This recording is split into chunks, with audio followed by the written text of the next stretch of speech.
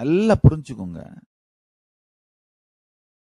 ஆதி சைவம் சோம்பேறி பயல்களுக்கான சம்பிரதாயம் கிடையாது.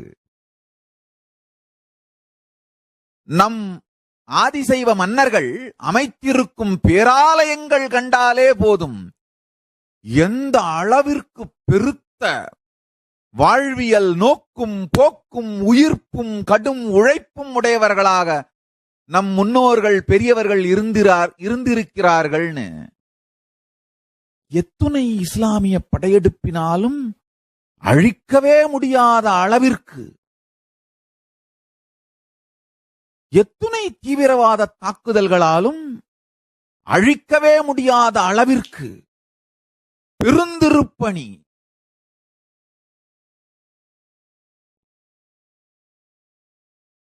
ராஜராஜனைப் போல,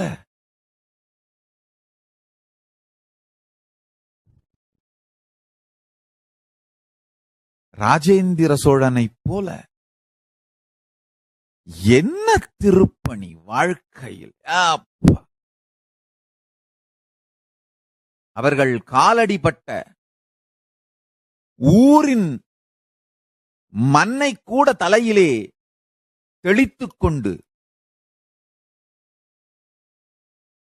அவர்கள் வாழ்ந்த வாழ்வை நினைந்து பார்த்து வணங்க வேண்டும் நாம் எல்லாம். ராஜராஜனுடைய நோக்கு போக்கு உயிர்ப்பு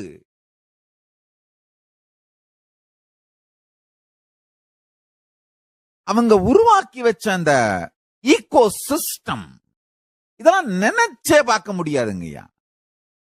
வாழ்நாளிலே ஆயிரக்கணக்கான ஆலயங்கள், கருங்கல் திருப்பணிகள் செய்து முடித்திருக்கின்றார் ராஜராஜனும் ராஜேந்திரனும். நன்றாக புரிந்து கொள்ளுங்கள், சாதாரண வேலை அல்ல.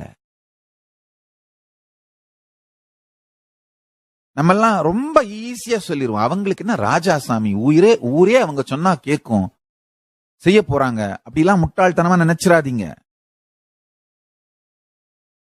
ராஜராஜன் அடக்குமுறையாலே ரவுடித்தனமாக ஆண்டவன் கிடையாது.